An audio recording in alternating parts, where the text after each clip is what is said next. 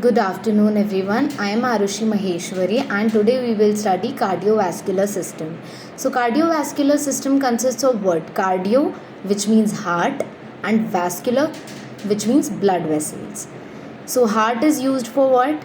Pumping, and blood vessels are used for what? Circulation. ठीक है, अब हम हार्ट की बात करेंगे इसमें.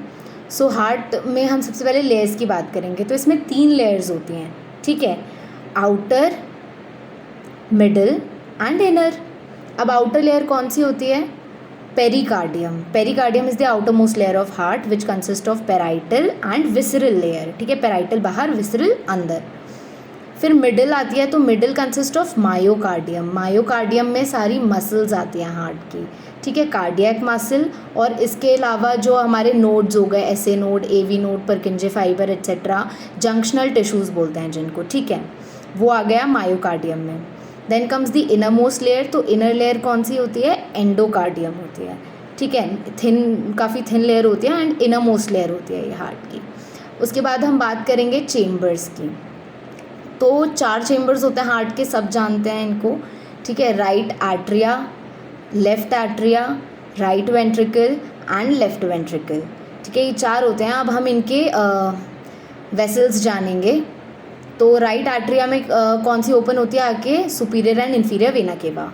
लेफ्ट एट्रिया में पल्मोनरी वेन्स. राइट वेंट्रिकल में pulmonary artery, left and right pulmonary artery. और लेफ्ट वेंट्रिकल में एओर्टा, ठीक है. इनके बारे में अभी हम आगे फिर से देखेंगे, एक्सप्लेन करूँगी मैं. अब आते हैं हम वॉल्व्स पे. तो 2 टाइप के वॉल्व्स होते हैं मेनली, सब ने पढ़ा होगा, atrio ventricular valve and semilunar valve, ठीक है, atrio ventricular and semilunar valves. तो हम एट्रियो वेंट्रिकुलर की बात करते हैं, तो ये 2 होंगे, बाइकस्पिड एंड ट्राइकस्पिड वॉल्व, ठीक है. एक होता है बाइकस्पिड और एक होता है ट्राइकस्पिड. ट्राइकस्पिड राइट में होता है और बाइकस्पिड लेफ्ट में होता है. एट्रियो वेंट्रिकुलर वॉल्व हो गए. अब सेमिल्यूनर वॉल्व पे आता है, तो ये वेसल्स में प्रेजेंट होते हैं, आर्टरीज में प्रेजेंट होते हैं. तो 2 होती हैं, आयोर्टिक एंड पल्मोनरी. अब नाम से पता चल रहा है, आयोर्टिक आयोर्टा में, आयोर्टिक वॉल्व आयोर्टा में होता है और पल्मोनरी वॉल्व पल्मोनरी आर्टरी में होता है, ठीक है. तो ये 2 टाइप के सेमिल्यूनर वॉल्व्स हो गए. अब ये कस्प क्या होता है? कस्प होते हैं फ्लैप्स. जो फ्लैप्स होते हैं उनको हम कस्प बोलते हैं, ठीक है. तो बाइकस्पिड में 2 कस्प होंगे और ट्राइकस्पिड में 3 कस्प होंगे, ठीक है, ठीक है. तो राइट साइड ट्राइकस्पिड होता है और बाकी जो सेमिल्यूनर वॉल्व्स हैं वो दोनों ही ट्राइकस्पिड होते हैं, लेकिन किस तरफ 1 कस्प है और किस तरफ 2 कस्प हैं ये हमें डायग्रामेटिकली देखना पड़ेगा, ठीक है. अब एक छोटी सी ट्रिक बताऊंगी मैं इसमें, पहले डायग्राम बना लेते हैं. तो ये एंटीरियर साइड है, ये पोस्टीरियर, ये राइट और ये लेफ्ट, ठीक है, ये हार्ट की साइड्स हो गई.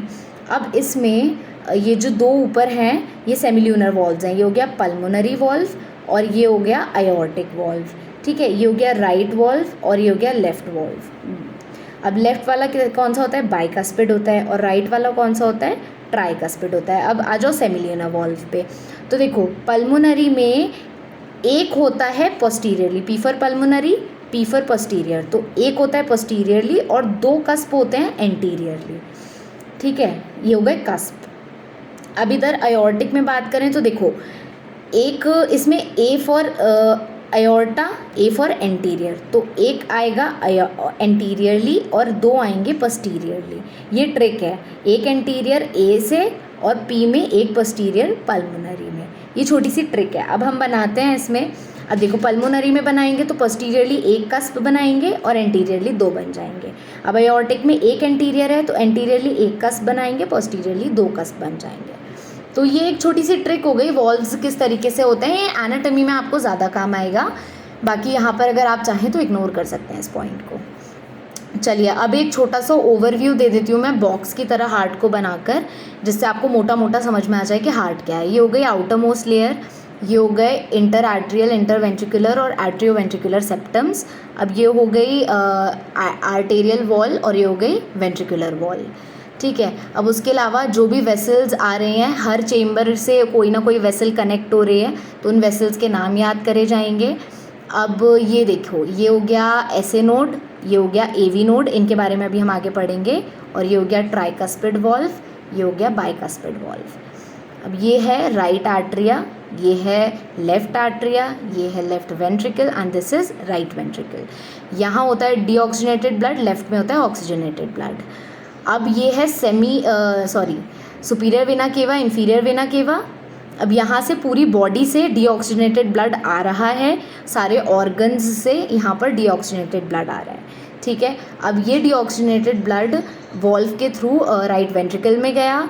अब राइट वेंट्रिकल से ये ब्लड कहाँ जाएगा, ऑक्सीजनेट होने के लिए ये ब्लड जाएगा लंग्स में, किसके through, left pulmonary artery and right pulmonary artery. इन दो पल्मोनरी आर्टरी, अब नाम से पता चल रहा है pulmonary word is used for lungs, तो ये डीऑक्सीजनेटेड ब्लड कहाँ लेके जा रहे हैं, लंग्स में, ऑक्सीजनेट करने के लिए, ठीक है। उसके बाद अब ये ब्लड लंग्स में जाके ऑक्सीजनेट हुआ। अब ऑक्सीजनेट होकर ये कहाँ आएगा, लेफ्ट एट्रिया में आएगा। किसके थ्रू आएगा, पल्मोनरी वेन्स के थ्रू आएगा, ठीक है। पल्मोनरी वेन्स के थ्रू लंग्स से ये ऑक्सीजनेट होकर लेफ्ट एट्रिया में आया। अब वहाँ से बाइकस्पिड वॉल्व के थ्रू लेफ्ट वेंट्रिकल में जाएगा और वहाँ से आयोर्टा के थ्रू पूरी बॉडी के ऑर्गन्स में ये चले जाएगा। तो इसी तरीके से पूरी बॉडी से आया डीऑक्सीजनेटेड ब्लड, वो लंग्स में गया, ऑक्सीजनेट होकर आया, फिर पूरी बॉडी में गया। ये बेसिक मैकेनिज्म हो गई हार्ट की, ठीक है। This is aorta, okay. Now एक क्वेश्चन है कि राइट आर्टरिया में ट्राइकस्पिड वॉल्व क्यों है, क्योंकि सुपीरियर और इन्फीरियर वेना केवा से पूरी बॉडी का ब्लड आ रहा है, काफ़ी रश करेगा ये ब्लड यहाँ पर आके, तो उसको सस्टेन करने के लिए 3 कस्प की ज़रूरत पड़ेगी। इसी तरीके से लेफ्ट वेंट्रिकल की वॉल इतनी मोटी क्यों होती है, थिकेस्ट क्यों होती है, क्योंकि इसको हाई कॉन्ट्रैक्शन करना पड़ता है जिससे पूरी बॉडी में ब्लड भेज सके ऑक्सीजनेटेड। तो ये 2 क्वेश्चंस होते हैं जिनका आंसर आपको पता होना चाहिए, ये रीजनिंग है बेसिकली जो आपको पता होना चाहिए, ठीक है। अब हम दो टाइप के सर्कुलेशन को यहाँ पर डिस्कस करेंगे। एक होता है सिस्टमिक सर्कुलेशन और दूसरा होता है पल्मोनरी सर्कुलेशन। सिस्टमिक सर्कुलेशन को हम ग्रेटर सर्कुलेशन भी बोलते हैं और पल्मोनरी सर्कुलेशन को हम लेसर सर्कुलेशन भी बोलते हैं। क्यों, क्योंकि मेन पोर्शन क्या ऑफ ब्लड कहाँ पर फ्लो करता है, सिस्टम में फ्लो करता है, इसीलिए दिस इज सिस्टमिक सर्कुलेशन। और लेसर अमाउंट ऑफ ब्लड कहाँ फ्लो करता है, मतलब कम देर के लिए ब्लड कहाँ फ्लो करता है, लंग्स में करता है, इसीलिए उसको लेसर सर्कुलेशन बोलते हैं। अब हम क्लिनिकल पे आते हैं, तो पहला है इसमें आर्टेरियोस्क्लेरोसिस। आर्टेरियोस्क्लेरोसिस क्या होता है, लॉस ऑफ इलास्टिसिटी। वेसल की, आर्टरी की इलास्टिसिटी चली जाए तो क्या हो जाएगी, वेसल हार्ड हो जाएगी, hardening of the artery. This is arteriosclerosis, arteriosclerosis, okay. Next term is atherosclerosis. Atherosclerosis क्या होता है, एथेरो वर्ड से क्या समझते हो आप, deposition, narrowing of the lumen is atherosclerosis, or atherosclerosis is seen in artery.